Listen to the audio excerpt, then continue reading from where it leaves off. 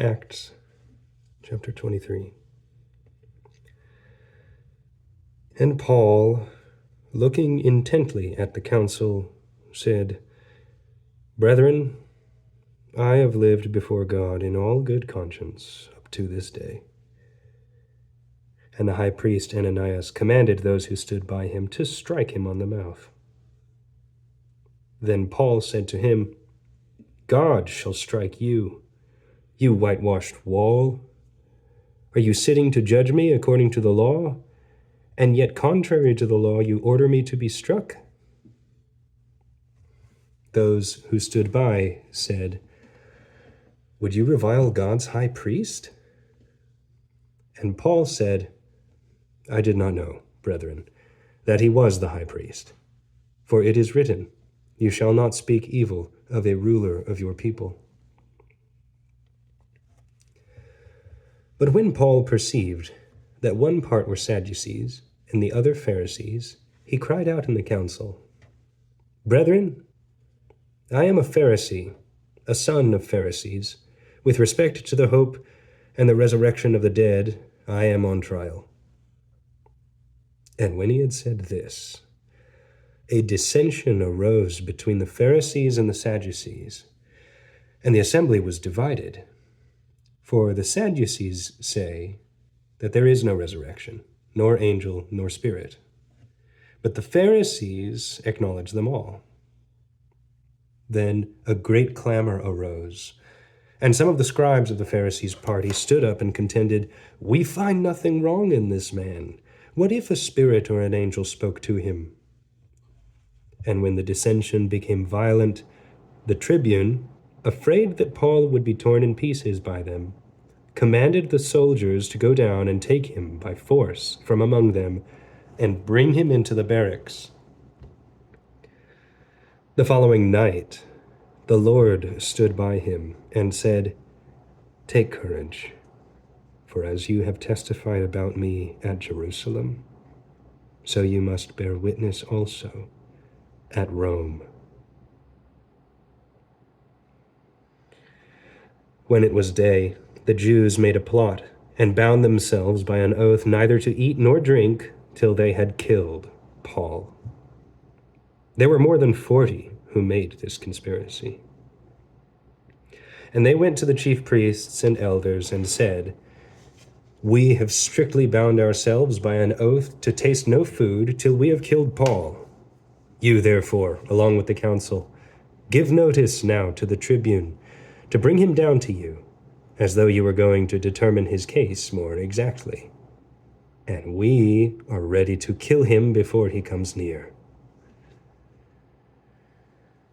Now the son of Paul's sister heard of their ambush, so he went and entered the barracks and told Paul. And Paul called one of the centurions and said, Take this young man to the tribune, for he has something to tell him. So he took him and brought him to the tribune and said, Paul, the prisoner, called me and asked me to bring this young man to you, as he has something to say to you. The tribune took him by the hand, and going aside asked him privately, What is it that you have to tell me? And he said, The Jews have agreed to ask you to bring Paul down to the council tomorrow, as though they were going to inquire somewhat more closely about him. But do not yield to them. For more than 40 of their men lie in ambush for him, having bound themselves by an oath neither to eat nor drink till they have killed him. And now they are ready, waiting for the promise from you. So the tribune dismissed the young man, charging him, Tell no one that you have informed me of this.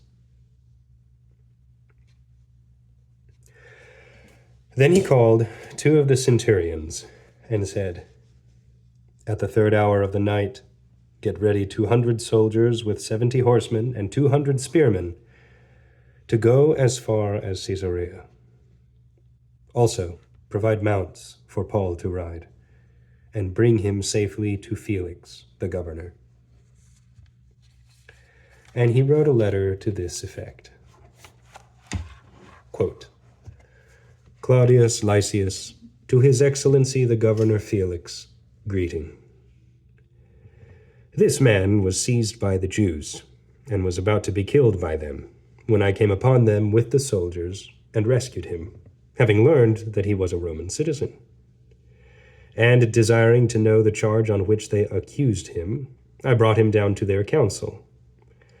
I found that he was accused about questions of their law, but charged with nothing deserving death or imprisonment. And when it was disclosed to me that there would be a plot against the man, I sent him to you at once, ordering his accusers also to state before you what they have against him." End quote. So the soldiers, according to their instructions, took Paul and brought him by night to Antipatris. And the next day they returned to the barracks, leaving the horsemen to go on with him. When they came to Caesarea and delivered the letter to the governor, they presented Paul also before him. On reading the letter, he asked to what province he belonged. When he learned that he was from Cilicia, he said, "I will hear you when your accusers arrive." And he commanded him to be guarded in Herod's praetorium.